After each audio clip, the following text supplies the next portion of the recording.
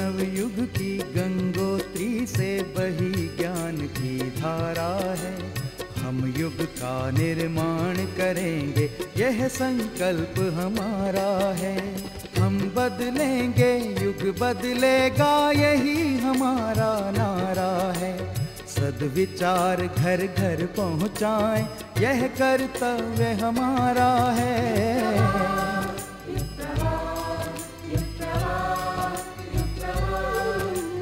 चलो बढ़ें, कुछ अच्छा कर लें, युग ने हमें पुकारा है। धरती स्वर्ग बनाएंगे, ये शुभ संकल्प हमारा है।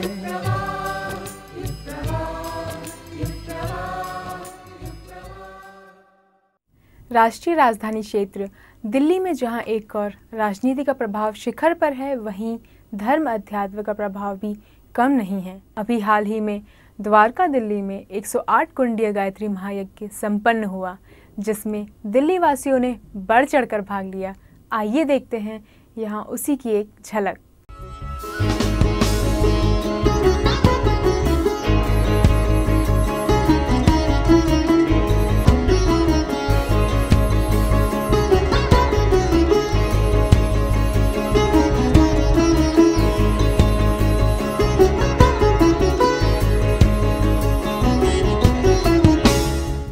सूर्य का प्रकाश हमारे रोम रोम में कण कण में पड़ रहा है। भावना करें कि इस प्रकाश के साथ साथ सद्बुद्धि भी हमारे अंदर आए। आइए एक बार गायत्री मंत्र, जिसका अर्थ है हम उस प्राण स्वरूप, सुख स्वरूप, दुखनाशक, श्रेष्ठ तेजस्वी पापनाशक परमात्मा के दिव्य तेज को अंतरात्मा में धारण करते हैं। वह परमात्मा जो देव स्वरूप है, हमारी बुद्धि को सन्मार्ग की ओर प्रेरित करें। इस भावार्थ वाला गायत्री मंत्र हमारे साथ साथ एक स्वर में। ओम भूर्भुवः स्वः तत्सवितुर्वरेण्यं भर्गो देवस्य धीमहि धियो यो नः प्रचोदयात्। ओम गुरुर्ब्रह्मा गुरुर्विष्णु गुरुरेव महेश्वरः गुरुः साक्षात् परब्रह्म तस्मै श्री गुरुवे नमः। अखण्डमण्डलाकारं व्याप्तं येन चराचरं तत्पदं दर्शितं येन तस्मै श्री गुरुवे नमः। मातृवत् लालयित्री च पितृवत् मार्गदर्शिका नमोस्तु गुरुसत्तायै श्रद्धा प्रज्ञायुता चया श्रद्धा प्रज्ञायुता च। परम पूज्य गुरुदेव और परम वंदनीय माता जी की सूक्ष्म उपस्थिति में यहाँ द्वारका,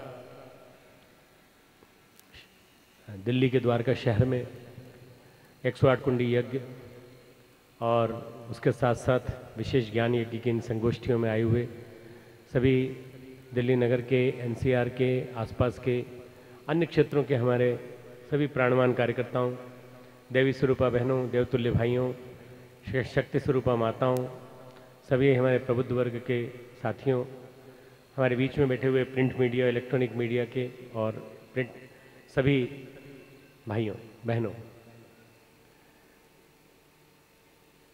जिन संकटों से आज हम गुजर रहे हैं, उन संकटों से भरी परिस्थिति को देखते हुए ऐसा लगता है कि शायद हम लोग आने वाले 3-4 वर्षों में और तकलीफ झेलेंगे। परिस्थितियां बड़ी विषम हैं, परिस्थितियां बड़ी खराब हैं। इन दिनों जैसी स्थिति बन गई है, उस स्थिति को देख के लगता है कि शायद हम लोगों के किए हुए, हम लोगों से पहले जो लोगों ने किए हैं पाप, वो बढ़ते बढ़ते कलयुग में पराकाष्ठा पे पहुंच गए। भगवान ने गीता में कहा है कि जब पाप बहुत बढ़ जाता है धरती पर, अधर्म बढ़ जाता है धरती पर, तो धर्म की रक्षा करने के लिए मैं आता हूँ। यदा यदा ही धर्मस्य ग्लानिर्भवति भारत, जब जब हुई धर्म की हानि, जब जब धर्म की हानि होती है, असुर बढ़ जाते हैं, तो मैं उद्धार करने के लिए आता हूँ। अभी जितनी विषम परिस्थिति है, अगर अभी भगवान नहीं आए तो कब आएंगे, ऐसा लगता है कभी कभी। भगवान आता है तो अच्छाइयों के रूप में, भगवान आता है तो सत्प्रवृत्तियों के रूप में, श्रेष्ठताओं के रूप में, सद्गुणों के रूप में हर व्यक्ति के जीवन में उतरता हुआ चला आता है। और ढेरों व्यक्ति को उठ के खड़े हो जाते हैं और एक सत्ता के मार्गदर्शन के तले वो उठ करके बड़े बड़े काम करके दिखाते हैं, जबकि उनकी सामर्थ्य बड़ी छोटी होती है। छोटे छोटे से लोग बड़े बड़े काम करने को तैयार हो जाते हैं। ये आज की परिस्थिति का समीक्षा यदि हम करें तो आज की परिस्थिति को देख के लगता है कि समय बड़ा विषम है, चाल जो है काल की बड़ी कुटिल है, और कुछ ऐसा लगता है कि परीक्षा की कसौटी से हमको गुजारा जा रहा है। बहुत सारे भाई बहन हैं जिनको संकट हैं, जिनको परेशानियां हैं, तकलीफें हैं। मित्रों, ये समय जो चल रहा है 21वीं सदी का शुरुआत का, बड़ा विषम चल रहा है। विज्ञान का चारों तरफ प्रादुर्भाव है। विज्ञान बहुत तेजी से बढ़ा है। विज्ञान ने आदमी का काम कम कर दिया और अपना काम बढ़ा लिया। विज्ञान ने एक कंप्यूटर ने और एक कंप्यूटर ऑपरेटर ने करीब 10 आदमियों का काम कम कर दिया। तो इससे क्या हुआ कि 10 आदमियों की नौकरी चली गई। देखते देखते परिस्थितियां ऐसी हो गई हैं कि आज बिना यंत्रों के हम लोग चल नहीं पाते हैं, या ये कहा जाए हम यंत्रों के गुलाम हो गए हैं। विज्ञान के आविष्कारों ने, विज्ञान की फलश्रुतियों ने, उपलब्धियों ने हमें बहुत दिया है। विज्ञान की वजह से आज हमको डायग्नोसिस कर ली जाती है कि हमको क्या बीमारी है, क्या होने वाली है। आज अगर ये तकलीफ है, छाती में दर्द है, तो हमें अगले दिनों हो सकता है हार्ट अटैक हो जाए। हमें छोटी सी गठान है ब्रेस्ट में, या छोटी सी गठान है कहीं छाती के अंदर फेफड़ों में, हो सकता है वो कैंसर हो, और पहले निकाल दिया तो ठीक हो जाएगा। ये विज्ञान के अनुदान है। विज्ञान के वरदान और विज्ञान के जितनी भी लाभप्रद उपलब्धियां हैं उनको कोई नकारा नहीं जा सकता। पर विज्ञान ने एक सबसे बड़ा काम हमको सिखाया, शोषण करना, उपभोक्तावाद, कंज्यूमरिज्म। उपभोक्तावाद दया पे, करुणा पे आधारित नहीं है। उपभोक्तावाद का मतलब ये होता है कि किसी भी कीमत पर लाभ, और चाहे इसके लिए हमें जमीन का शोषण करना पड़े, जमीन का दोहन करना पड़े, और हमें जमीन को हथियाना पड़े, तो भी हम फैक्ट्री के लिए, अपने मकानों के लिए, अपने बड़ी बड़ी मल्टी स्टोरेड बिल्डिंग के लिए इसको हथियाएंगे। ये आज के ज़माने की विज्ञान की खोज का परिणाम है कि बिना किसी प्रकार की, किसी के प्रति दया के, बिना किसी प्रकार की संवेदना के आदमी काम करता चला जाता है, और वो विज्ञान का आदमी ये नहीं देखता कि इसका प्रभाव किस पे पड़ेगा। भारत की स्थिति बिल्कुल अलग है। भारत में जनसंख्या बहुत है। भारत में हमारे देश की परिस्थितियां बड़ी विषम हैं। गांव से बहुत सारे लोग निकल के शहरों की तरफ आते हैं, और शहरों में आके रोजगार तलाशने की कोशिश करते हैं। किसी को कोई ना कोई रोजगार मिल जाता है। गंदी बस्तियां बढ़ती चली जाती हैं। शहरीकरण की वजह से बेडोल विकास हो जाता है शहर का। न जाने कहाँ कहाँ कैसे एनक्रोचमेंट के माध्यम से रास्ते बन जाते हैं। हमारी आज की जो भी परिस्थितियां हैं मित्रों, उसमें बहुत कुछ विज्ञान का योगदान है। विज्ञान ने हमें अनुदान दिए तो विज्ञान ने हमें अभिशाप भी दिए।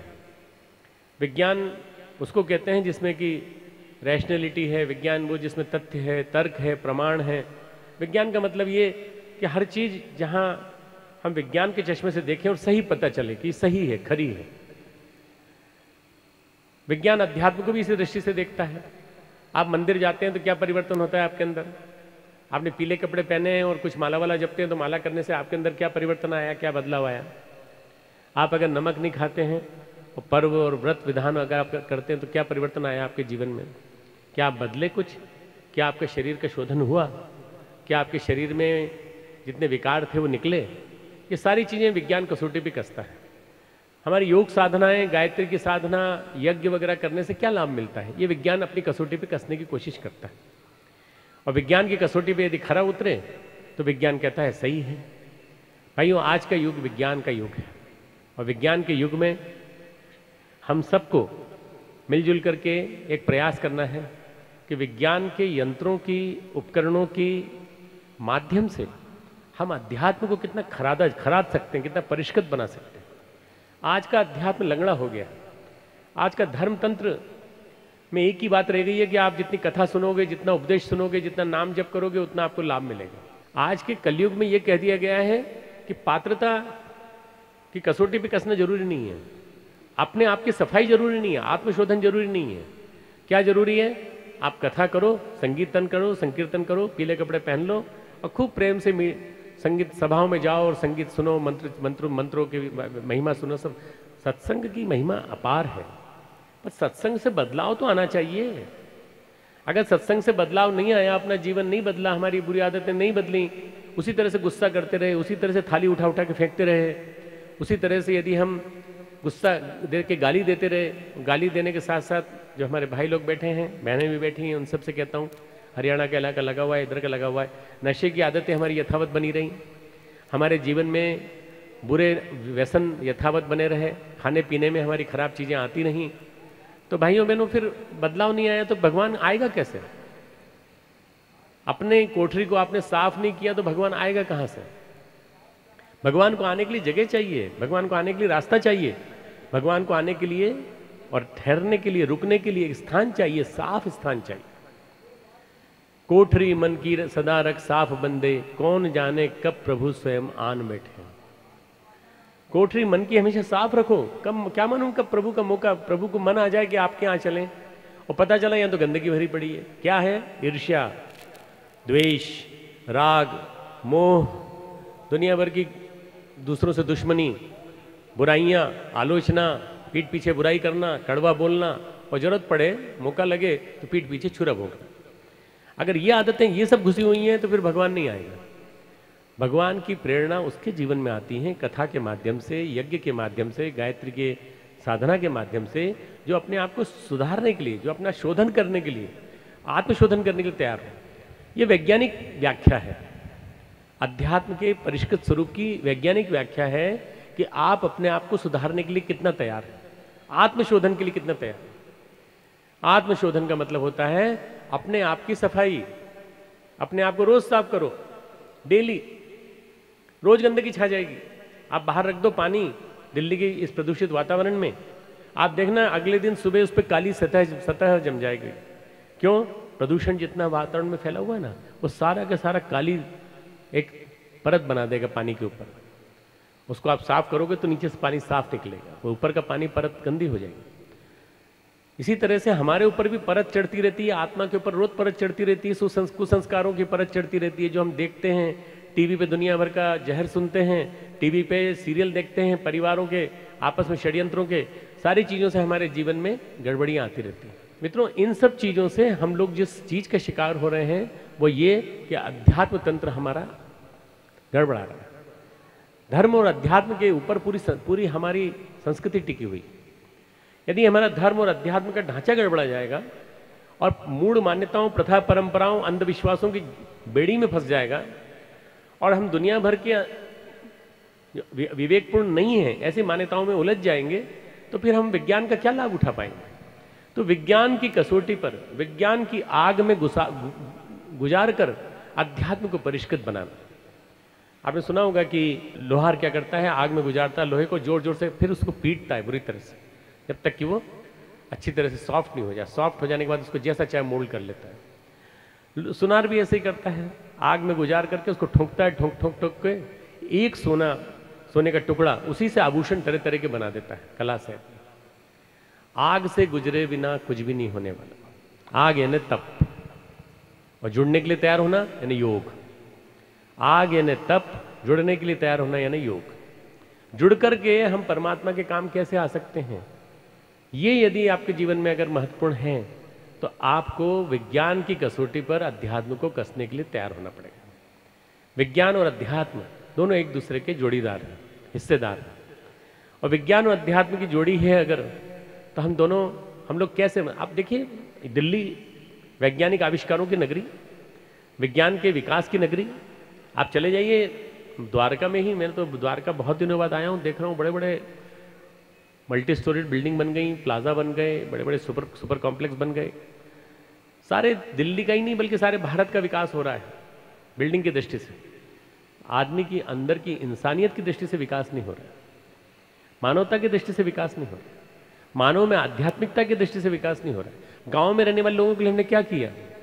आपने कुछ नहीं किया, नेताओं ने कुछ नहीं किया।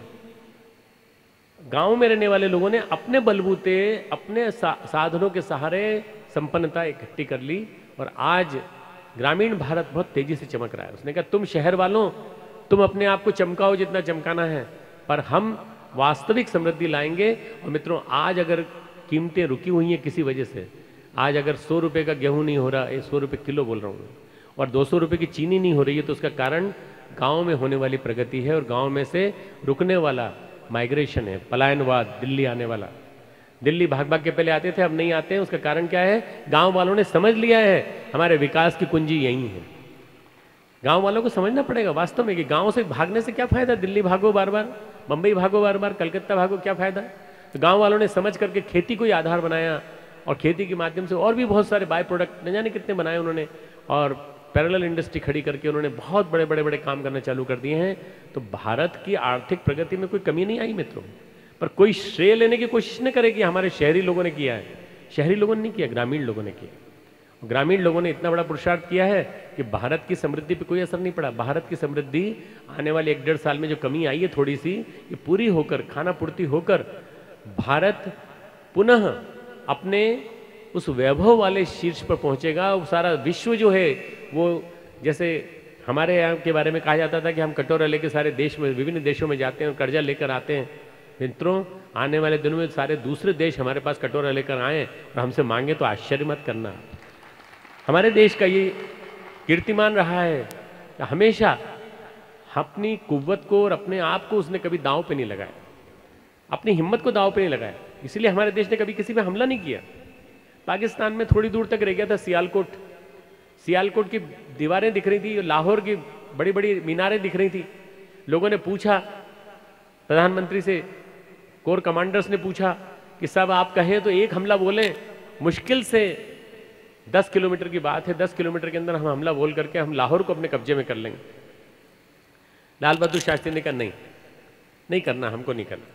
हमला करके भारत ने कभी किसी को नहीं जीता, हमें नहीं करना। हमें जीतना होगा तो हम प्रेम से जीतेंगे, प्रेम से जीतेंगे और अच्छी तरह जीतेंगे, इसलिए हमें हमला नहीं करना। मित्रों, हम वापस आ गए और आज वहीं पर देखिए इतना बुरी तरह से हालत खराब हो रही है पूरे पाकिस्तान की। और पाकिस्तान की हालत खराब होने का रीज़न क्या है, कारण क्या है? कठमुल्लापन। वही एक प्रकार से एक ऐसी स्थिति जिसमें कि धर्म का एक विकृत स्वरूप दिखाई पड़ता है। अंध धार्मिकता, कट्टरवाद। और कट्टरवाद जहां होगा, जहां वैज्ञानिकता नहीं होगी, वहां कट्टरवाद आएगा। कट्टरवाद आएगा तो मित्रों वो इस देश के लिए नुकसानदायक है, किसी भी देश के लिए नुकसानदायक। तो मित्रों, आज जो विज्ञान है, उस विज्ञान ने हमको एक्सरे दिया, उस विज्ञान ने हमको MRI दिया, उस विज्ञान ने हमको विभिन्न प्रकार के इक्विपमेंट दिए, इलेक्ट्रॉन्स दिए, पर उस विज्ञान ने हमको इलेक्ट्रॉनिक बम भी दिए। हमको विभिन्न प्रकार के जो ऐसे न्यूक्लियर बम दे दिए, न्यूक्लियर बॉम्ब दे दिए जिससे कि हम किसी भी सभ्यता को नष्ट कर सकते हैं। उसी विज्ञान ने हमको ऐसी दवाएं भी दे दी जिस दवाओं से हमारा दर्द का खात्मा भी हो सकता है, और उन्हीं दवाओं से कैंसर भी हो सकता है, विभिन्न प्रकार की बीमारियां भी हो सकती हैं, एलर्जी भी हो सकती है। उसी विज्ञान ने हमें शरीर को जानने की सोच भी दी, और उसी विज्ञान ने हमें शरीर में कहाँ क्या करना है उसको खेलने की, शरीर से खेलकूद करने की भी एक छूट दे दी। शरीर में चाहे आप किसी का भी जीन्स घुसा दीजिए। हमारी फसलों में जीन्स में गड़बड़ी करके और एक प्रकार से न जाने किस तरह से उनके प्रिंट को, उसके पूरे नक्शे को बदल करके फसल को बिगाड़ने की भी कोशिश की जा रही है। ये भी हमारे देश में हो रहा है। ये विज्ञान की शोध है सारी सारी। विज्ञान ने हमारे देश को जो दिया, हमारे विश्व को जो दिया, उसके साथ साथ बिगाड़ा भी बहुत है। अध्यात्म उसको कहते हैं मित्रों, जो अच्छाइयों को जीवन में उतारने की कला सिखाता है। अच्छाइयाँ, सत्प्रवृत्तियाँ, सद्गुण, श्रेष्ठताएं जितनी जीवन में उतरे, उसका नाम अध्यात्म। परिभाषा की दृष्टि से कहें, अध्यात्म अर्थात अच्छाइयाँ, सत्प्रवृत्तियाँ, श्रेष्ठता, सद्गुण, परमात्मा का नाम यही है। परमात्मा को जीवन में उतारने की कला, और परमात्मा को जीवन में उतारने की कला यदि आपको आ जाएगी तो आपको सही ढंग से जीना आ जाएगा। जीवन जीने की कला अध्यात्म है। तो जीवन जीना सिखा दे। तनाव आ जाए कोई चिंता की बात नहीं, हम सब झेल लेंगे। महंगाई बढ़ जाए कोई चिंता की बात नहीं, हम झेल लेंगे। क्यों? थोड़ा कम खा लेंगे। हमारे कबीरदास जी ने लिखा है ना, रूखा सूखा खाए के ठंडा पानी पी, देख पराई चुपड़ी मत ललचाए जी। किसी दूसरे की चुपड़ी हुई रोटी देख के मत ललचा। दूसरे के घर में बढ़िया कार आ गई तो मत ललचा कि मेरे को भी कार लेनी है। अगर तेरे पास स्कूटर है, स्कूटर से काम चला ले। साइकिल है तो साइकिल से काम चला ले, मत ललचा। आने वाले दिनों पेट्रोल नहीं मिलेगा तो वो तेरे से मांगेगा लिफ्ट कि मुझे अपनी साइकिल पे बिठा के ले चलो। मालूम नहीं क्या परिस्थिति बिगड़ने वाली, क्या होने वाली। देख पराई चूपड़ी मत ललचाए जी, रूखा सूखा खाए के ठंडा पानी पी। क्या फर्क पड़ता है? अगर घी नहीं खाया तो कोलेस्ट्रॉल नहीं बढ़ेगा, मतलब कबीरदास जी को ये मालूम था कि आने वाले दिनों में 50-60% से ज़्यादा पॉपुलेशन का कोलेस्ट्रॉल बढ़ेगा, ट्राइग्लिसराइड बढ़ेगा, सब टेस्ट कराने जाएंगे, डॉक्टरों की खूब इनकम होगी और सब मोटे होते चले जाएंगे और हार्ट अटैक होने जाएंगे। इसलिए कबीरदास जी ने तब लिख दिया, रूखा सूखा खाए के ठंडा पानी पिए। ये छोटे छोटे से सिद्धांत है मित्रों, और यदि जीवन में उतर जाए तो क्या है, किन्हीं भी परिस्थितियों में रहने की कला, किन्हीं भी परिस्थितियों, विषम तो विषम परिस्थितियां हैं, अध्यात्म इसी का नाम है। अध्यात्म छुरे की धार पर चलने के समान, क्षुरस्य धारा निहिता दुरत्यया दुर्गम पथ कवियो वदंती। ये बहुत दुर्गम पथ है, छुरे की धार पर चलने के समान है। अगर आप अध्यात्म के पथ पर चलना चाहते हैं तो फिर ऐसे ही चलिए जैसे हमारे गुरुदेव चले थे, ऋषि जीवन ऋषि कर्म, और उसी तरह से उन्होंने जीवन भर चले। आप उस वैसे नहीं बन सकते तो 1% तो उनके जैसा बन के दिखा दो। अरे 1% बन जाओ उनके जैसा। उन्होंने 365 दिन किया था जौ का उपवास, और जौ और छाछ की रोटी खा के रहे थे, जौ की रोटी और छाछ पी के रहे थे। आप एक दिन ही पी लो, पी के तो देखो, स्वाद तो लेके देखो, भोजन मत करो उस दिन। आप सप्ताह में एक दिन का व्रत ले लो, एक समय खाएंगे एक समय नहीं खाएंगे, एक समय खाएंगे तो बिल्कुल बिना नमक बिना शक्कर का खाएंगे। कुछ थोड़ा सा नियम अध्यात्म में उतारने का मतलब यह है कि उस नियम को फिर पालन करना। ऐसा नहीं कि एक दिन कर लिया अब 365 दिन की छुट्टी, नहीं, नियमितता निरंतरता, नियमितता निरंतरता, ये अध्यात्म का नाम। अध्यात्म साधनाओं को यदि हम विज्ञान की कसौटी पे कस दें तो आज के सारे जितनी युवा पीढ़ी है सब जुड़ जाएगी अध्यात्म से। और मित्रों, विज्ञान के साधनों का उपयोग करके शांति कुंज हरिद्वार ने, गायत्री परिवार ने, ब्रह्मचर्य शोध संस्थान ने, देव संस्कृति विश्वविद्यालय ने सारे के सारे जितनी भी आध्यात्मिक साधना है उनका योग का, हर चीज का वैज्ञानिक प्रमाण बता करके ये कह दिया है कि इनको करने से जीवन में सुधार ही सुधार आता है, इंप्रूवमेंट आता है। इनको जीवन में उतारिए, अध्यात्म को जीवन में उतारिए, आध्यात्मिक जीवन बनाइए अपना, आध्यात्मिकता को जीवन में अपनाइए। ये वैज्ञानिक उपकरणों का मदद लेकर। आपके बीच में ही हमारी एक बहन बैठी हैं जिन्होंने यज्ञ के ऊपर शोध की कि यज्ञ से प्रदूषण दूर होता है। विज्ञान के जितने भी कसौटी पर कसने वाले जितने भी उपचार हैं उन सबको हमें जीवन में उतारना चाहिए। वैज्ञानिक अध्यात्मवाद ये कहता है। परम पूज्य गुरुदेव ने जीवन को सही ढंग से जीने के लिए अध्यात्मवाद दिया और आध्यात्मिकता हमारे चिंतन में उन्होंने प्रविष्ट कराई। आज उनकी जन्म शताब्दी से 2 वर्ष पहले जब हम लोग शुरुआत कर रहे हैं तो हम भारत की राजधानी दिल्ली से शुरुआत कर रहे हैं। और दिल्ली से शुरुआत ये कर रहे हैं कि अब हम लोगों को चुनौती देना चाहते हैं कि शहरों में रहने वाले लोग जल्दी से जल्दी बदलो, स्पेशली दिल्ली में रहने वाले लोग जल्दी से जल्दी बदलो। दिल्ली पूरे देश का दिल है और दिल जो होता है वो अगर सही ढंग से नहीं धड़केगा तो डॉक्टर उसको एडमिट कर देंगे इंटेंसिव केयर यूनिट में और कहेंगे कि जल्दी उपचार करो, जल्दी उपचार करो। क्यों? दिल पंप करता है हार्ट ब्लड को, और दिल यदि ठीक से पंप नहीं करेगा तो दिक्कत हो जाएगी। तो हमारे भाइयों बहनों को सबको एक एक व्यक्ति को एक संकल्प लेना है कि हमको घर घर जाना है, गांव गांव जाना है और हर व्यक्ति के पास जा कर हर एक से एक ही संदेश कहना है कि अध्यात्मवाद को उतारे बिना कोई गति नहीं है। भौतिकवाद को कोई नहीं नकार रहा। परम पूज्य गुरुदेव ने कहा अध्यात्मवादी भौतिकता ही अपनाई जाए। भौतिकता तो उतारे हैं पर अध्यात्मवाद के साथ मिली हुई, और अध्यात्मवाद अर्थात अच्छाइयों के साथ जुड़ा हुआ जीवन। हमारे घर में अच्छाइयाँ आए, व्यक्ति निर्माण हो, परिवार निर्माण हो, समाज निर्माण हो, परिवार में माता पिता बड़े बूढ़े घर के बच्चे सभी में संस्कार हो और सभी में संस्कारों के साथ साथ सभी के अंदर जुड़ने की प्रवृत्ति हो, अच्छाइयों से जुड़ने की प्रवृत्ति हो। कई लोग हमारी बहनें आ जाएं कि हमारे पति नहीं आते कार्यक्रमों में, हमारे पतियों को कार्यक्रम में आने की प्रेरणा दीजिए। मैंने उनसे कहा आप आते रहिए, आपके पति पीछे पीछे चले आएंगे, दौड़े दौड़े आएंगे पीछे पीछे, केवल आप आते रहिए बस, क्योंकि आप शक्ति का प्रतीक, और शक्ति का प्रतीक नारी है। तो नारी ने अगर घर में अध्यात्म का खूंटा गाड़ रखा है तो पतिदेव को आना ही पड़ेगा, किसी भी हालत में आना पड़ेगा। पतिदेव भी आएंगे, बच्चे भी आएंगे, सब समझेंगे। पर यही बात बताना कि अध्यात्म हमारा पूरी तरह से चेक करने योग्य है। अध्यात्म हमारा परिष्कृत है, रिफाइंड स्पिरिचुअलिटी, परिष्कृत अध्यात्म है। यदि वो जीवन में उतरेगा तो देखते देखते परिवर्तन आता चला जाएगा। ये आपको संदेश देना है। अध्यात्मवाद ही क्यों, ये गुरुदेव ने कहा था, तो गुरुदेव की बात को समझाना बहुत ज़्यादा जरूरी है। जन्म शताब्दी वर्ष आ गया है, और जन्म शताब्दी वर्ष किसका? किसी व्यक्ति का नहीं, एक महाशक्ति का, एक अवतारी चेतना का, जिसने विचार परिवर्तन के लिए युग जिया था। सारा के सारा उन्होंने जमाना जो 80 साल का जिया, वो सारा के सारा लोगों के विचारों को बदलने के लिए। जो गुरुदेव के संपर्क में आया उसके विचार बदल गए, जो अखंड ज्योति के संपर्क में आया लोगों के विचार बदल गए। हमारे हनुमानगढ़ के एक भाई थे, वो कार्यकर्ता तो नहीं थे, पर कम से कम परिचित थे कि गायत्री परिवार के और लोग हैं यहाँ पर। उनके मन में एक दिन आया कि सारे घाटे में चला गया, पैसा सब कुछ डूब गया, व्यापार में पैसा डूब गया। तो उन्होंने कहा कि ऐसा करते हैं कि अब आत्महत्या कर लेते हैं। आत्महत्या के लिए सुबह सुबह निकले, और सुबह सुबह निकले, घर वालों को कुछ नहीं बताया। तो एक बहुत महत्वपूर्ण बात उनके दिमाग में रह गई, महत्वपूर्ण बात दिमाग में रह गई। अब घर कैसे जाते? घर जाते तो घर वाले लपेट लेते, क्योंकि आत्महत्या की सोच चुके थे। तो उन्होंने सोचा हमारे पास में हमारा दोस्त रहता है, उसको एक बात बता देते हैं, वो बात घर जाके बता देगा, उसको ये नहीं बताएंगे कि आत्महत्या करने जा रहे हैं। वो हम उसके बाद अपनी आत्महत्या करने चले जाएंगे और उसको बता देंगे, तो घर जाके बता देगा कि कहाँ हमने सामान रखा है, तो बच्चों को, पत्नी को ये सब काम आ जाएगा। अब बताने के लिए गए तो पता चला मित्र जो है उनका नहा रहा है। उन्होंने कहा कि अंदर से मित्र ने कहा कि भाई 2 मिनट बैठ जाओ, 5 मिनट बैठ जाओ, मैं अभी आ रहा हूँ, तुम बैठो वहीं कुर्सी पे बैठो। कुछ नहीं, मजबूरी थी, बैठ गए। बैठा तो हाथ में अखंड ज्योति आ गई, दाईं तरफ अखंड ज्योति रखी थी। वो अखंड ज्योति उठा ली, पढ़ना चालू की। पढ़ते पढ़ते पढ़ते पढ़ते ऐसा दिमाग बदला कि कौन सी आत्महत्या, कैसी आत्महत्या। आत्महत्या का इरादा तुरंत छोड़ा उन्होंने, और तुरंत छोड़ करके अखंड ज्योति रख करके वहाँ से उठ के चले गए। घर जा करके नए सिरे से अपना व्यापार खड़ा किया। मित्रों, आज उनकी गिनती श्री गंगानगर हनुमानगढ़ क्षेत्र में करोड़पति लोगों में होती है, और बार बार श्रेय देते हैं कि अखंड ज्योति पत्रिका को श्रेय जाता है, मुझे नया जीवन देने। ये विचारों में शक्ति है, विचारों में बड़ी शक्ति होती है। आत्मबल, आत्मविश्वास अंदर से यदि आ जाए तो आदमी जीवन में क्या नहीं कर सकता। आत्मबल की कीमत, आत्मविश्वास की कीमत वही समझ सकता है जिसने अपने अंदर वो इंजेक्शन डाला हो।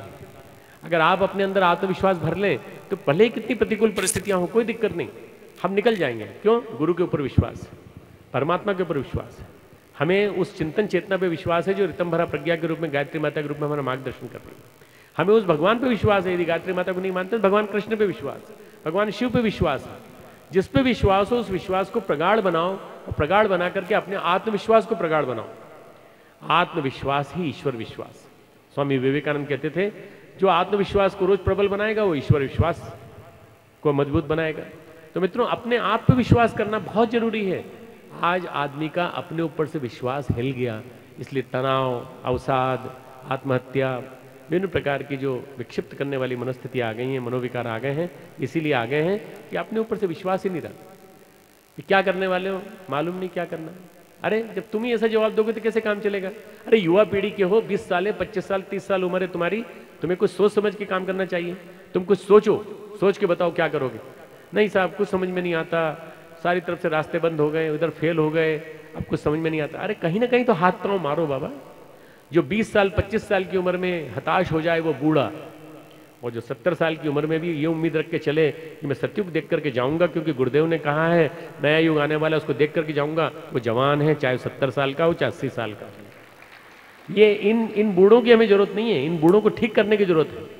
जवानों में जो आज हताशा दिखाई पड़ती है, जवानों में जो डिप्रेशन दिखाई पड़ता है, उसका मूल कारण आज का सारा एक प्रकार से सांस्कृतिक प्रदूषण है, और विभिन्न प्रकार की परिस्थितियां हैं जो प्रतिकूलताओं में बदल रही हैं।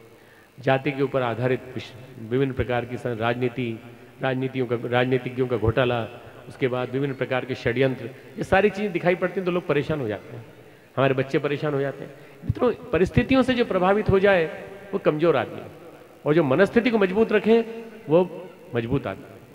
परिस्थितियों से प्रभावित होने की जरूरत नहीं है। देखिए आज मौसम खराब है, आज क्या कुछ नहीं कर सकते, आज यज्ञ को कैंसिल कर दो, आज कोई फायदा नहीं। क्यों? कभी भी ओले गिर सकते हैं, कभी भी कुछ हो सकता है, टेंट उड़ जाएगा। अजीब आदमी है, यज्ञ करने के लिए चला था और कह रहा है सब कुछ सब गड़बड़ हो जाएगा। ये नेगेटिव आदमी है, इस मनहूस को कोने में पटक दो और काम करो। पॉजिटिव आदमी इसको कहते हैं कि मनहूस आदमी की बात मत सुनो। मनहूस आदमी तो कहेगा चलो सबके सब समुद्र में डुबकी लगा लेते हैं, क्यों? कोई फायदा नहीं, सब मर जाते हैं एक साथ। ऐसे मनहूसों से दूर रहने की जरूरत है। पॉजिटिव थिंकिंग हमेशा विचारों को सशक्त बनाने का काम करें। यह सच्चा अध्यात्म है। सच्चा अध्यात्म मित्रों हमारे गुरुदेव ने दिया, जीवन जीने की कला सिखाई, और उसके बाद उन्होंने कहा 3000 किताबें मैंने लिख दी हैं। मैंने सारा साहित्य अपना जो है, जो लिखा है, उसके अलावा मैंने बोल दिया है, सारा के सारा कैसेट्स के रूप में उपलब्ध है, सीडी के रूप में उपलब्ध है, प्रवचनों के रूप में उपलब्ध है। तुमको जब कभी दिक्कत हो तो पढ़ लेना, जब कभी दिक्कत हो तो सुन लेना। 4000 से ज़्यादा प्रज्ञा संस्थान बना दिए सारे देश में। प्रज्ञा संस्थान सारे देश में स्थान पर अपने केंद्र बने हुए हैं, डाक बंगले बने हुए हैं, जगह जगह आप जहाँ जाइए। देव संस्कृति विश्वविद्यालय खड़ा हुआ है, देव संस्कृति विश्वविद्यालय के दूरस्थ शिक्षा केंद्र जगह जगह बन गए। आने वाले दिनों में देव संस्कृति विश्वविद्यालय के घटक महाविद्यालय, बड़े बड़े कॉलेजेस, बहुत बड़े बड़े कॉलेजेस हमसे प्रार्थना कर रहे हैं कि आप हमको अपने साथ मिला लीजिए, अपने साथ मिला लीजिए। इतनी विलक्षण नालंदा तक्षशिला स्तर की यूनिवर्सिटी है, आप मिला लीजिए। तो मित्रों 500 से ज़्यादा केंद्र हमें आरंभ करने की स्थिति में है 2 से 3 साल के अंदर। पूरे देश में 500 से ज़्यादा केंद्र और आने वाले दिनों में 5000 से ज़्यादा केंद्र 2015 तक। ये क्या हो जाएगा? परिवर्तन आ जाएगा सारे देश की शिक्षा पद्धति में। विज्ञान और अध्यात्म के बीच में जो मंथन हुआ उसको समुद्र मंथन कह सकते हैं। और समुद्र मंथन से जो रत्न निकले, परम पूज्य गुरुदेव ने उसको स्वर्ग के सामने, सबके सामने प्रस्तुत किया और कहा कि तुम सब इसको जीवन में उतारो, जीवन में उतार करके तुम दिखाओ कि कैसे हम अपने जीवन को बदल सकते हैं। यदि हम अपने जीवन को बदल लें मित्रों, एक आदमी अपने आप को बदल ले और एक आदमी जीवन भर में दूसरे को बदल दे। पति अपने आप को बदल ले और पत्नी को बदल दे। और मान लो पत्नी बदली हुई है तो पत्नी पति को बदल दे। एक दोस्त को बदल दो, एक साथी को बदल दो। तो मित्रों जितने बैठे हैं यहाँ 2000, 2500, 3000 लोग बैठे हैं, 3000 आदमी 3000 को बदल देंगे, 3000 आदमी अपने आप बदल जाएंगे। ज़्यादा कैपेसिटी हो तो 10 को बदल दो। आपके ऊपर निर्भर करता है कि आप कितने की गारंटी लेते हैं। हम एक को बदलेंगे तो सबसे पहले अपने आप को बदलेंगे। हम बदलेंगे युग बदलेगा, हम सुधरेंगे युग सुधरेगा। पहले अपने आप को तो सुधारो। सारी दुनिया को गाली देते हो पर खुद को नहीं देते कभी, जिसके अंदर कमियां ही कमियां हैं। अपनी कमियां निकालो, अपनी कमियों को निकाल के ठीक करने का प्रयास करो, आत्मशोधन करो। आत्मशोधन का पुरुषार्थ करोगे तो आप देखना आध्यात्मिकता अंदर प्रवेश होती चली जाएगी, प्रविष्ट होती चली जाएगी। सारी योग साधनाएं, सारे के सारे योग के उपचार, आसन, प्राणायाम सब बढ़िया है, परंतु यदि अंतःकरण गंदा है तो सब बेकार है। शरीर ठीक हो जाएगा, शरीर को फिट करना है तो जिम्नेशियम में जाओ, वहां जाके एक्सरसाइज करो, आपके देख लीजिए कैसा हो जाएगा। फिल्मी कलाकारों को देख लीजिए, जिम्नेशियम में जाते हैं, अपने आप को दुबला बना लेते हैं, कभी मसल्स बढ़िया बना लेते हैं, सब कुछ कर लेते हैं, बीमारियों से दूर रहते हैं, और फिर थोड़े दिन नहीं करते एक्सरसाइज, फिर वैसे वैसे हो जाते हैं। योग, आसन, प्राणायाम सब बढ़िया है, पर यदि जीवन में अच्छा आचरण न उतरे, जीवन में आपकी अच्छाइयाँ न उतरें तो कोई फायदा नहीं। सबसे पहले अच्छाइयों को जीवन में उतारने की कला। इसके लिए क्या करें? खेती करें। सब्जी की खेती करते हैं कि नहीं? गेहूं की खेती करते हैं कि नहीं? सद्गुणों की खेती चालू कर दीजिए। अच्छे गुणों की अपने अंतरात्मा में खेती। अपने जीवन में एक गुण खेती के माध्यम से पौध लगाओ और पालो उसको। पालो, पानी दो, पानी दो, पानी दो, खाद दो, पानी दो, और एक गुण को 1 महीने तक पालो। फिर 1 महीने बाद दूसरा गुण पालो, फिर 1 महीने बाद तीसरा गुण पालो, 1 महीने में 12 गुण। और अगर आप 60 साल जिए तो 720 गुण। 720 गुण यानी महामानव बन जाओगे, देवता बन जाओगे, अवतार बन जाओगे, न जाने क्या बन जाओगे। खेती करना तो सीखो अच्छे जी गुणों की। अपने आप को रोज एक प्रमोशन देना चालू करो। आज से हम और अच्छा बनेंगे, और अच्छा बनेंगे। परम पूज्य गुरुदेव यही तो चाहते हैं मित्रों।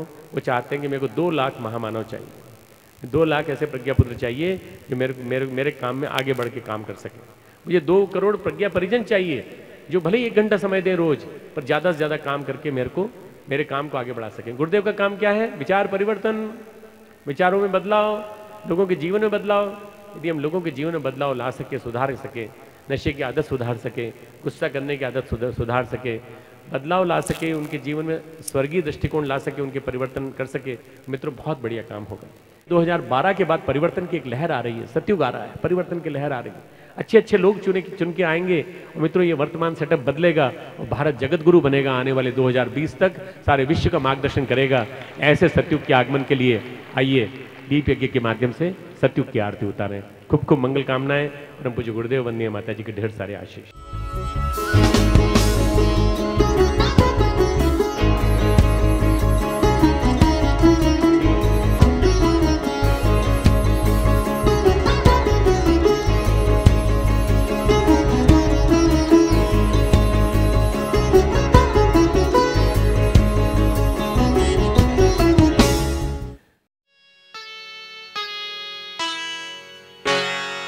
महामंत्र हृदय में जपते जपते,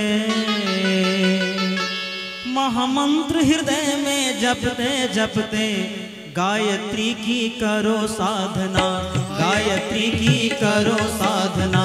होगा रे उद्धार तेरा, होगा रे उद्धार, होगा रे उद्धार तेरा, होगा रे उद्धार। महामंत्र हृदय में जपते जपते, लघु मंत्र हृदय में जपते जपते गायत्री की करो साधना, गायत्री की करो आरती। होगा रे उद्धार तेरा, होगा रे उद्धार, होगा रे उद्धार तेरा, होगा रे उद्धार।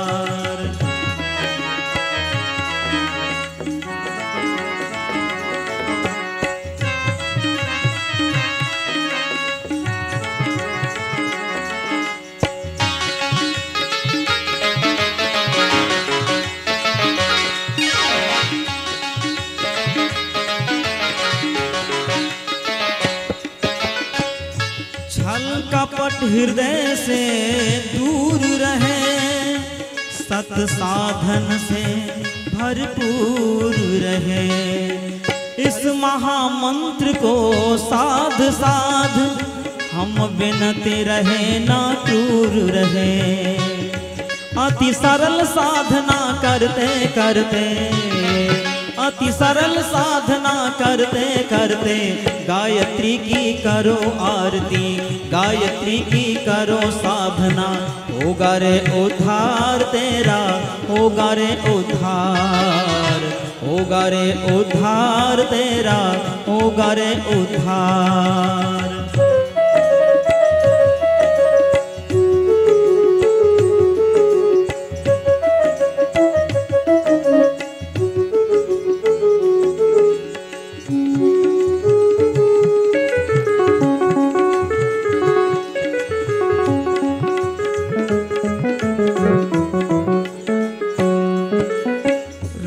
जीवन का पा जाए हम, जीवन को सफल बनाए हम।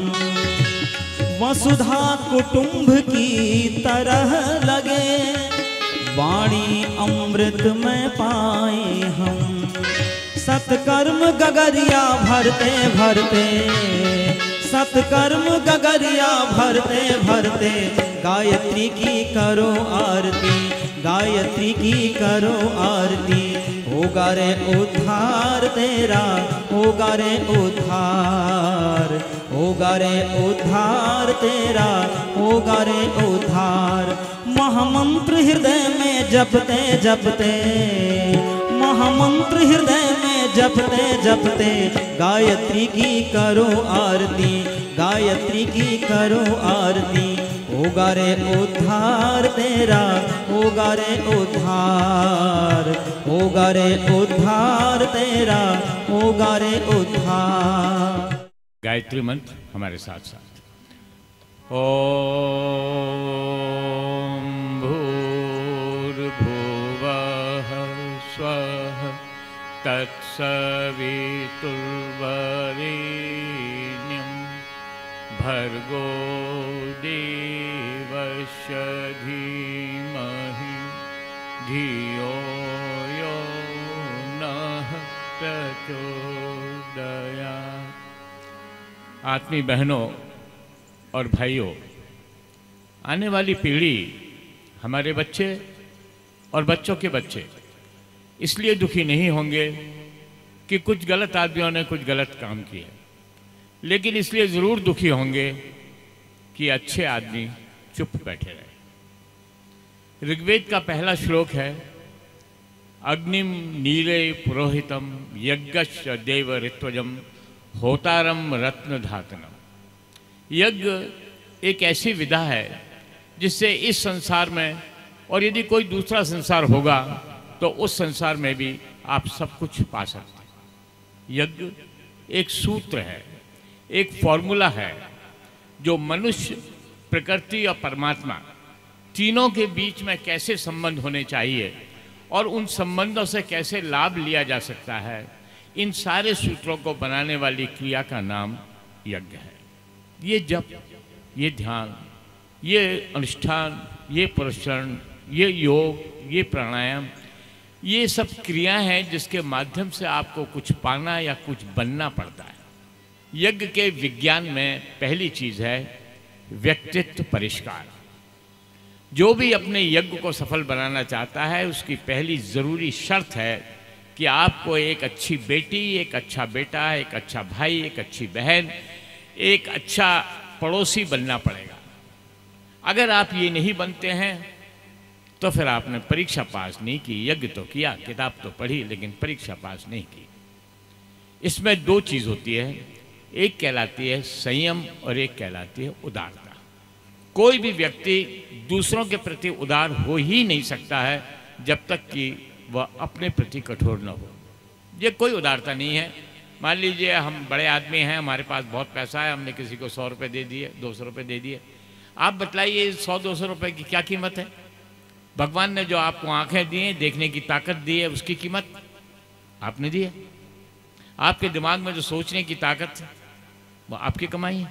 आपकी कमाई, आपका मकान हो सकता है, आपका बैंक बैलेंस हो सकता है, आपका घर हो सकता है, कार हो सकती है, लेकिन देखने की ताकत आपकी कमाई नहीं है, सोचने की ताकत आपकी कमाई नहीं है।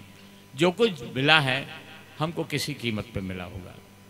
आवश्यकता है कि हमारा व्यक्तित्व परिष्कार केवल तभी हो सकता है, हम अच्छे इंसान केवल तभी बन सकते हैं जब थोड़ा बहुत अपने प्रति कठोर और दूसरे के प्रति उदार हो।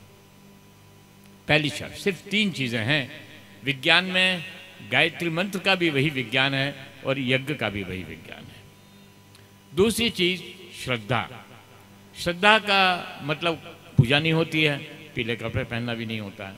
श्रद्धा का मतलब होता है आदर्श के प्रति असीम प्यार। क्या आपने कोई ऐसा काम किया जो दूसरों के लिए एक उदाहरण बन जाए? एक बहुत अच्छा इंग्लिश का वाक्य है, एक दार्शनिक ने लिखा है कि happiness is a journey not the destination. आपको दुनिया में जितना भी सुख है या जितनी भी आपने मेहनत की है, आपने बहुत कसरत की, अपनी बॉडी बनाई, आपने बहुत पढ़ाई की, आपने अच्छी नौकरी की, आपने बहुत मेहनत से, आपने बहुत बिजनेस में मेहनत किया, आपने मकान बना लिया, लेकिन याद रखिए कि सारी की सारी चीज़ें जो आप करते हो इस दुनिया में अपने बलबूते पे, वो सिर्फ यात्रा की सुविधा है। जैसे आप अगर एक टिकट खरीदते हैं एसी फर्स्ट क्लास का कलकत्ते से बम्बई, आप आराम से राजधानी में बैठ के चले जाइए, बहुत आराम मिलेगा, वातानुकूलित वातावरण, सोने के लिए बढ़िया बिस्तर मिलेगा, आपको खाना मिलेगा।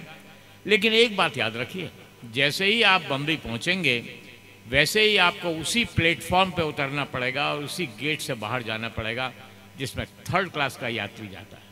क्यों? कि आपके पैसे खत्म हो गए जो आपने दिए।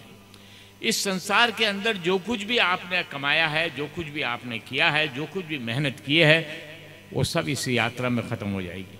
क्यों? कि आपको अच्छी नौकरी मिल गई, आपको अच्छा मकान मिल गया, घूमने के लिए कार मिल गई, बात खत्म हो गई। अंत में क्या रहा? पहुंचे कहाँ? वहीं पहुंचे, उसी प्लेटफॉर्म पे उतर जाइए। तो फिर 2 चीज़ें बचती हैं जो आपको मिलती हैं इस जीवन में। कमाने लायक चीज़ें, ये ठीक है, यात्रा अच्छी करनी चाहिए, भगवान ने पैसा दिया है तो खूब अच्छे कंपार्टमेंट जाइए, लेकिन 2 चीज़ें करना बहुत ज़रूरी है, नहीं तो गायत्री मंत्र का वो श्रद्धा वाला पक्ष पूरा नहीं होता है। कौन सी चीज़? पहली चीज़ जाती है कि आपके गुण सूत्र आपके बच्चों में चले जाते हैं, ठीक ना, एक जैसे चले जाते हैं। आपने जो कुछ भी अच्छे काम किए हैं उसका प्रभाव आपके बच्चे पर होता है। ऐसा तो नहीं कि बिल्कुल वैसा ही होता है, लेकिन आपके बच्चे को जो कुछ मिला हुआ होता है उसमें बहुत बड़ा हिस्सा आपकी कमाई का भी होता है। उसकी अपने पिछले जन्म की होगी, लेकिन उसके गुण सूत्र जो कहलाते हैं क्रोमोसोम्स, ये माता और पिता के क्रोमोसोम्स से बिल्कुल मिलते हैं, बिल्कुल मिलते हुए हैं। एक चीज़ ये चली जाती है और दूसरी एक फिक्स डिपॉजिट जाता है। आपने जो कुछ भी अच्छा काम किया है उसका यदि आपको बदला नहीं मिला, उसी तौल की चीज़ आपको नहीं मिली, जैसे मान लीजिए कोई बहुत अच्छा काम किया, हमारी मिसेस भी है, वो इतवार को लोगों के यहाँ किताबें बांटने जाती थी। एक टीचर थी मिसेस सुंडेत, उनको साथ लेके किताबें बांट जाती थी और हफ्ते में फिर बाद में इतवार को फिर ले आती थी 4-5 किताबें, गुरुजी की छोटी छोटी किताबें। एक दिन एक मास्टरनी ने उनसे कहा कि ऐसा है डॉक्टर ने भाई, आप कष्ट मत किया करो, आप मत आया करो, हमको ज़रूरत होगी तो हम किताब आपसे मांग लेंगे। एक तरह से उन्होंने मना कर दिया कि आप मेहरबानी करके आप हमारे घर पे मत आओ। आके रोने लगी, स्वाभाविक है, महिलाओं का ज़्यादा मन होता है। मैंने कहा देखो, जब तुम किताब बांटती हो और तारीफ होती है कि अरे वाह बहुत अच्छा काम करती हो, पुण्य का काम करती हो, किताब बांटी है की, तो ये एक अच्छा काम किया। लेकिन जिस दिन तुमने एक अच्छा काम किया, किताबें बांटी, उन्होंने कहा डॉक्टर भाई आप मेहरबानी करके आप मत आया करो, जरा अच्छी भाषा में बोल दिया, उस दिन वो आपकी तपस्या हो जाती है। जो अच्छे काम के बदले में आपको कुछ नहीं मिलता, जब किसी अच्छे काम करने में आपको दुख दर्द कष्ट होता है तो वो तपस्या बन जाती है। तपस्या वो नहीं होती है कि आप खड़े रह के पूजा कर रहे हैं, कि आप शीर्षासन लगा के कर रहे हैं। तपस्या है कि आपने अच्छे काम के लिए और आदर्श के लिए क्या काम किया, क्या कष्ट सहा, वह तपस्या कहलाती है। इसको कहते हैं श्रद्धा, आदर्श के प्रति असीम प्यार। हमने अपने जीवन में आदर्श क्या किया? अगर आदर्श नहीं किया तो हमने अच्छे काम तो किए होंगे, अच्छी पढ़ाई की होगी, अच्छी स्वास्थ्य बनाया होगा, लेकिन यज्ञ नहीं किया। यज्ञ का मतलब ही होता है आपने जो कुछ अच्छाई है वो दी और उसके बदले में कुछ नहीं लिया। दूसरी चीज यज्ञ के विज्ञान में है विश्वास। विश्वास किस पे करें? विश्वास केवल विश्वसनीय पे करिए। एक सेव के अंदर कितने बीज होते हैं, इस साधारण अकल का आदमी गिन लेगा, क्योंकि उसमें 8-10 बीज होते हैं। लेकिन आप उस पर विश्वास क्यों नहीं करते? जो सेव का अगर एक बीज बो दिया जाए तो उसमें कितने सेव लगेंगे? आप उस पर विश्वास क्यों नहीं करते जो एक अणु के अंदर जो इलेक्ट्रॉन्स प्रोटॉन्स घूम रहे हैं, बिजली की गति से भी तेज, अनंत काल से, न उसके अंदर कोई इनर्शिया है न कोई मोमेंटम है, उस स्पीड को कोई नहीं रोक सकता है। एक परमाणु के अंदर जो अणु घूम रहे हैं, आप उस पर विश्वास क्यों नहीं करते हैं जो आकाश में सूर्य चंद्रमा तारों को चमकाता है, जो पृथ्वी को घुमा रहा है? विश्वास।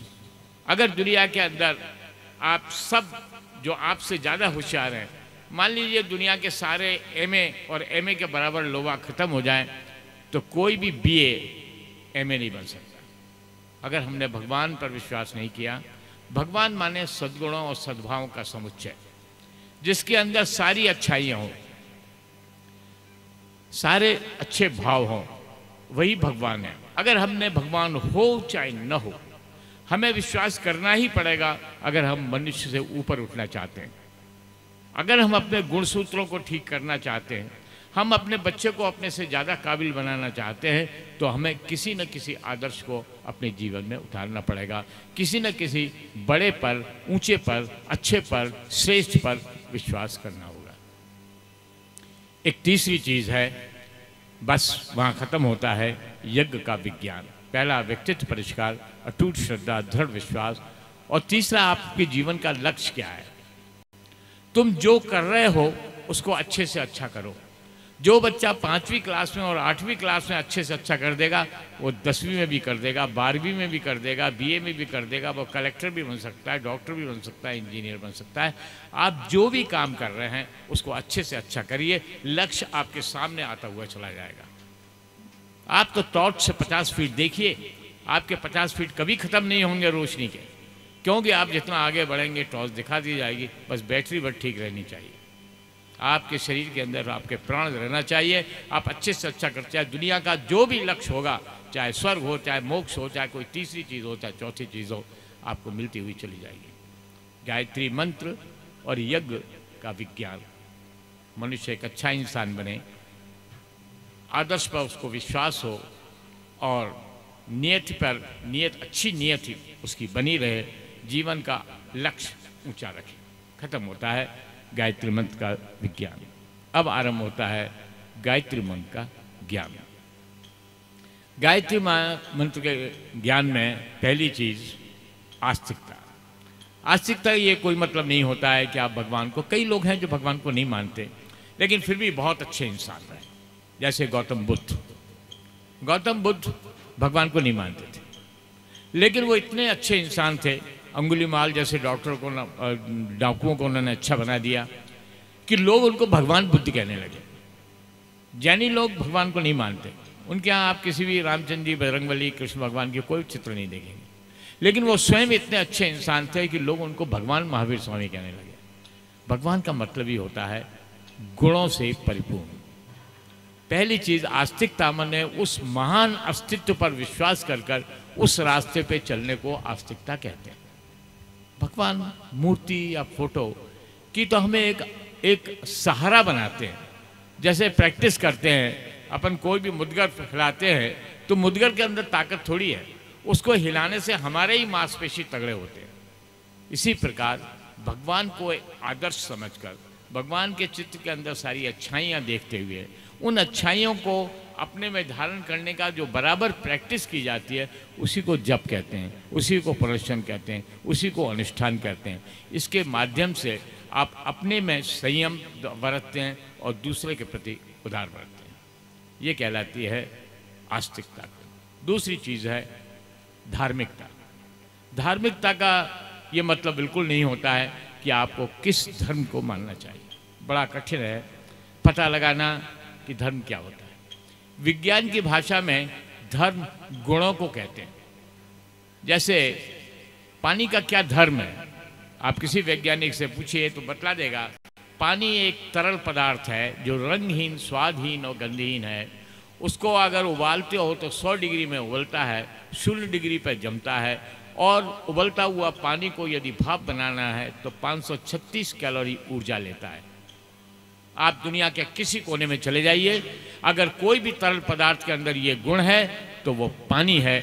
उसको आप अंग्रेजी में वाटर कहिए, केमिस्ट्री में H2O कहिए, बंगाली में जॉल कहिए, उसमें हिंदी में पानी कहिए, रशियन में क्वांटा कहिए, इससे कोई फर्क नहीं बैठता। लेकिन जिसके अंदर ये गुण है वह पानी है, जल है, वाटर है, H2O है।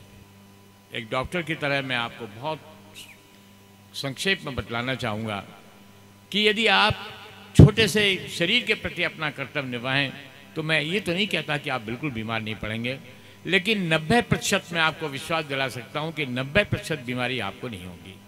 होगी भी तो आप जल्दी ठीक हो जाएंगे। क्यों? कि एक साधारण सा फॉर्मूला है कि कोई भी बीमारी होने के पहले कीटाणु या वायरस आपके शरीर में घुसते हैं, शरीर की प्रतिरोधक शक्ति उसका मुकाबला करती है। अगर वो जीत जाती है तो आपको बुखार नहीं आता, आपको टीबी नहीं होती, आपकी किडनी में पथरी नहीं होती, आपको हार्ट की डिजीज़ नहीं होती। और अगर हार जाते हैं तो कहीं भी बीमारी हो जाती है। तो आप अगर अपनी जीवनी शक्ति, प्रतिरोध शक्ति और प्राण शक्ति को बढ़ा लेंगे तो कोई भी बीमारी आपको नहीं होगी। ऐसा तो नहीं कहता कि बिल्कुल नहीं होगी, लेकिन 90% में आपको विश्वास दिला सकता हूँ कि 90% बीमार नहीं होगी। क्या करना चाहिए इसके लिए? 3 चीज़ करनी चाहिए। पहली चीज़, 2 गिलास पानी पीना चाहिए। तो पानी में क्या है? पानी में कुछ नहीं। पानी के अंदर कोई कार्बोहाइड्रेट, कोई फैट, कोई प्रोटीन, कोई विटामिन कुछ नहीं है। पानी के अंदर तो हाइड्रोजन और ऑक्सीजन है। एक जलती है, एक जलाती है, वो भी कंपाउंड है इसलिए निकलती नहीं है, सिर्फ लेबोरेटरी में निकल सकती है। लेकिन उसमें एक जादू है। जादू, हाँ जादू, क्योंकि अपन को समझ में नहीं आया वो जादू। देखिए, कोई माँ अपनी बेटी को या अपने बेटे को गरम गरम रोटी, गरम गरम दाल तरकारी खिलाती है तो बहुत अच्छा लगता है। बेटे को भी अच्छा लगता है, बेटी को भी अच्छा लगता है। लेकिन वही खाना अगर फ्रीज में भी रख दो और ऐसे रख दो, दूसरे दिन दो, तो बेटा कहेगा, बेटी कहेगी, अम्मा ये तो बासी है। क्यों, क्या हो गया? कुछ कम हो गया? प्रोटीन, फैट, कार्बोहाइड्रेट, विटामिन कम हो गया? नहीं, कुछ कम नहीं होता। एक चीज़ बढ़ जाता है, गैस बढ़ जाती है। ताज़ा खाना में जब गैस जुड़ जाती है तो बासी हो जाती है, और अगर बासी खाने से गैस निकाल दो तो फिर ताज़ा हो जाती है। जब आप पानी पीते हैं तो ये गैस घुल जाती है, आंतें सिकुड़ती हैं, पेट साफ हो जाता है। आयुर्वेदिक वाले कहते हैं कि ये सबसे बड़ा फ़ायदा है, लेकिन मैं कहता हूँ कि ये तो छोटा फ़ायदा है, और एक बड़ा फ़ायदा होता है। वो बड़ा फ़ायदा ये है कि वो गैस खून में नहीं घुलती है, और एक भी बीमारी मनुष्य के शरीर में ऐसी नहीं है जो बिना खून को गंदा किए हो जाए। चलिए मैं 3 उदाहरण देता हूँ। सबसे छोटी बीमारी मलेरिया। इसमें खून के अंदर 3 पैरासाइट्स होते हैं, plasmodium vivax, plasmodium malariae, plasmodium फैलसिफेरम।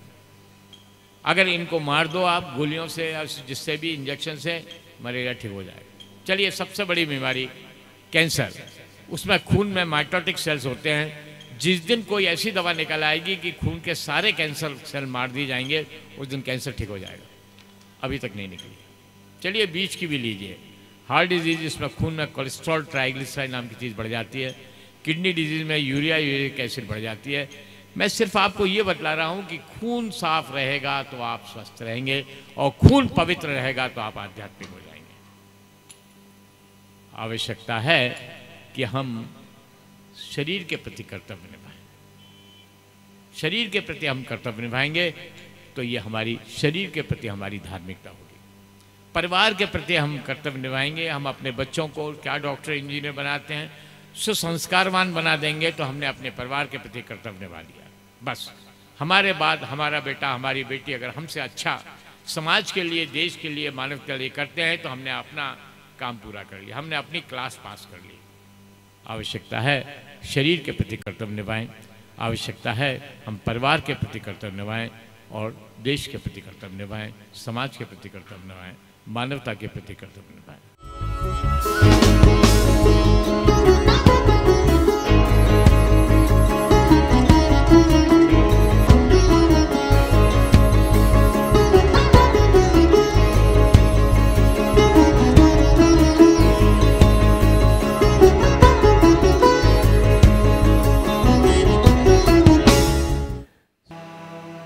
उज्ज्वल भविष्य एक ऐसा शब्द है जिसकी सब कामना करते हैं। हमारा भविष्य अच्छा हो, अच्छे से अच्छा हो, ये सब कामना करते हैं। और विषयों में लोगों में मतभेद हो सकते हैं, अलग अलग संप्रदायों में, लेकिन परिस्थितियां कैसी हों तो स्वर्ग जैसी हों, जन्नत जैसी हों, हेवन जैसी हो, हेवनली एटमॉस्फियर हो, ये सब चाहते हैं। अच्छी बात है, चाहना भी चाहिए,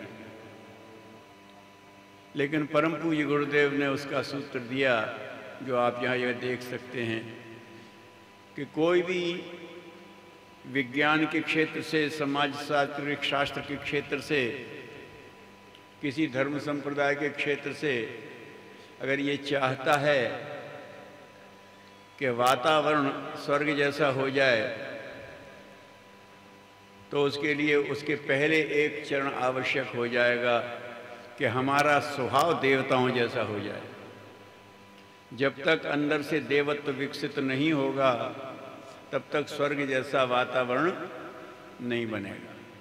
जब तक मनुष्य के अंदर अनगढ़ आदतें हैं, जब तक मनुष्य के अंदर शालीनता, सहृदयता जैसे मानवीय सद्गुण विकसित नहीं हुए, तब तक उसे अगर बना बनाया स्वर्ग दे भी दिया जाए तो वो टिक नहीं सकता।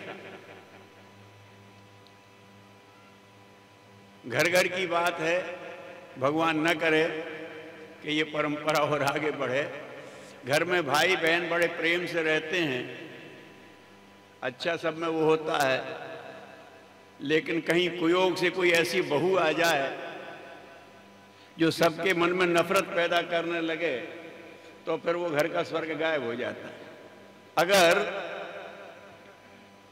सब स्वच्छता पड़ी हुई है, एक गंदे स्वभाव का आदमी आएगा तो वो सबको बदनाम कर देता है। कहते हैं एक मछली तालाब गंदा कर देती है, उत्पात मचाती है, उछल उछल करके सब नीचे तक का गंदा कर देती है। तो अगर अच्छा समाज बनाना है तो पहले अच्छा स्वभाव बनाना है, और अगर वो बना लिया जाएगा फिर कोई दिक्कत नहीं है। गांधी जी शहरों में जाते थे तो वो और जगह ठहरे, उनको सब कुछ था, बड़े से बड़े आदमी सर आगा खां के महल से लेकर के और बिरला का कोठी तक उनके लिए खाली रहती थी, लेकिन वो हरिजन बस्ती में ठहरते थे। और जहां गांधी जाके बैठता था वहां हरिजन बस्ती स्वच्छ हो जाती थी, और इतनी स्वच्छ हो जाती थी कि उनसे मिलने बड़े बड़े लोग आते थे तो किसी के मन में घृणा नहीं आती थी। जब सफाई पसंद आदमी कहीं बैठता है तो वहां सफाई बढ़ती है, और जहां सफाई नहीं बढ़ रही है वहां बैठने वाला आदमी सफाई पसंद नहीं है। ऐसे जब देवत्व संपन्न व्यक्ति बैठता है तो वहां स्वर्ग बनता है। अनगढ़ आदमी आता है तो वहां का बना बनाया स्वर्ग टूटने लगता है। तो व्यक्ति अगर नहीं बना तो उज्जवल भविष्य की कल्पना नहीं करना चाहिए। व्यक्ति निर्माण माने व्यक्तित्व निर्माण। यज्ञ का मतलब ही होता है संकल्प पूर्वक अच्छा कार्य, संकल्प पूर्वक अच्छा कार्य, वहीं से यज्ञ शुरू होता है। तो संकल्प पूर्वक एक अच्छी भावना ये बन जाती है उपासना। आप किसी पद्धति से करिए, किसी मंत्र से करिए, लेकिन वो सूत्र ठीक से पकड़ो। इसलिए कहते हैं वो सूत्र कहीं से भी पकड़े जा सकते हैं। इसलिए आप लोगों से निवेदन कर रहे हैं, बहुत महत्वपूर्ण समय है। गुरुदेव की एक पुस्तक ले लीजिएगा, परिवर्तन के महान क्षण। आप लोग पढ़ते होंगे तो आजकल मायंस कैलेंडर बड़े उसमें आ रहा है सुर्खियों में कि वो मय सभ्यता के लोगों ने कुछ कैलेंडर बना के रखे थे, ये होना, उसमें ढेरों बातें होती हुई चली जा रही हैं और नोस्ट्राडामस बहुत कुछ लिख के चले गए हैं। और श्री अरविंद ने भी नए निर्माण के बारे में बहुत कुछ कहा था। जिन्होंने जो कुछ कहा था उसमें आपकी भागीदारी कैसे हो ये समझना हो तो आचार्य श्री राम शर्मा को पढ़ लो, अगर जगह ना मिले तो हमसे आप फिर वसूल कर लेना। उन्होंने उन्हीं को लक्ष्य करके कहते मैं आया इसीलिए हूं जिसने कहा सब ठीक है और उसमें हर एक व्यक्ति की भागीदारी होना है। इसलिए गुरुदेव ने कहा तुम्हें भगवान के साथ साझेदारी सीखना है। चाहे आप मायंस कैलेंडर को बेस बना लो, चाहे आप नोस्ट्राडामस की बात को बना लो, चाहे आप मोहम्मद साहब के लो, चाहे आप 7 टाइम्स को बना लो, आप किसी चीज को बना लो, लेकिन आपको अपनी भागीदारी तलाशनी पड़ेगी क्योंकि भगवान हर काम भागीदारी से करता है। कृष्ण सब कुछ कर सकते लेकिन वो पांडवों को अपने साथ खड़ा करते हैं, ग्वाल वालों को सब खड़ा करते हैं, उनके पास सब क्षमताएं थी लेकिन वो अपने ईसा मसीह अपने फॉलोअर से कहते हैं देखो ये मेरी बात मानो, तुम्हें इतना तो तुमको करना पड़ेगा। मोहम्मद साहब कहते हैं कि रक्षितों के लिए तुम भी हथियार उठा लो, ईश्वर तो हमारी रक्षा करेगा लेकिन God helps them who helps themselves, अपना हिस्सा तो तुमको करना पड़ेगा। हर जगह वही बात कही गई है। हम तो भ्रम में पड़ जाते हैं, उसके लिए तो भगवान से प्रार्थना करो, धियो यो न प्रचोदयात्, हे भगवान हमारी बुद्धि को सही दिशा आप दो फिर हम चलते रहेंगे। आपने जो कहा उसका तथ्य हमारी समझ में आना चाहिए फिर हम चलेंगे। करिष्ये वचनम तव, तुम कहना और हम चलेंगे। हम तो भगवान से उल्टा कहते हैं भगवान जी हम आपकी पूजा कर रहे हैं और हम आपकी पूजा कर रहे हैं इसलिए जैसा हम कहें वैसा आप करो, हमारा ये काम कर दो, हमारा ये काम कर दो, हमारा झूठा मुकदमा जितवा दो, हमको तुम तरक्की करवा दो। भगवान ना हो गया तुम्हारा भ्रष्ट ऑफिसर हो गया जो डाली लेकर के तुम्हारे गलत काम करवा देगा। वो गलत भाव है, उपासना का भाव नहीं है। अगर व्यक्तित्व का परिष्कार करना है तो भगवान से अच्छी भावना लो, श्रेष्ठ विचारकों से अच्छा विचार लो। भगवान से भावना लेने का क्या नाम है? उपासना। श्रेष्ठ विचारकों से अच्छा विचार लेने का नाम है स्वाध्याय। और अपने भीतर वाले देवता से आशीर्वाद लो। वो कैसे आशीर्वाद देता है? वो संयम से देता है। जब कहोगे कि ये गलत धारा बदलनी चाहिए, अच्छी दिशा में बढ़नी चाहिए, जब संयम का संकल्प आएगा तब भीतर से आपका आत्मदेवता आपको आशीर्वाद दे देगा। भगवान से अच्छी भावना लो, विचारकों से अच्छा विचार लो और कुछ करने की कुव्वत अपने भीतर के आत्मदेवता से मांगो और चल पड़ो, सफलता आपको मिलने वाली है। यही व्यक्ति निर्माण का सूत्र है। आप यहां से लेकर के जाना, जो जिस संप्रदाय जिस गुरु से हमें कोई मतलब नहीं है। तो बस मैं यही निवेदन आपसे कर रहा था। सबके लिए बहुत बहुत मंगल कामना। आप अपने अंदर ज्ञान की वो अवस्था ले आइएगा कि वो आपका ज्ञान छोटा सा भी है लेकिन परिपक्व अवस्था में आ जाए। ज्ञान परिपक्व कब है? जब वो आपके आचरण में आने लगे तो समझ लो पक गया। छोटा सा सूत्र आचरण में आ जाए तो वो हजारों पुस्तकों से ज्यादा ज्ञान का होता है। अगर तमाम पेड़ लगा दो, एक बीज अगर फलित हो जाए तो फिर वो हजारों बीज पैदा करता है। इसलिए तो छोटा सा भी विचार आपके अंदर ऐसा हो जाए जो परिपक्व होकर के जीवन में आ जाए तो ये आयोजन में आपने जितनी मेहनत की है ये भी सफल हो जाएगा और सफलता के आपके आगे रास्ते खुल जाएंगे। इसी के साथ मैं अपनी बात समाप्त करता हूँ। सबके लिए बहुत बहुत मंगल कामना। ओम शांति।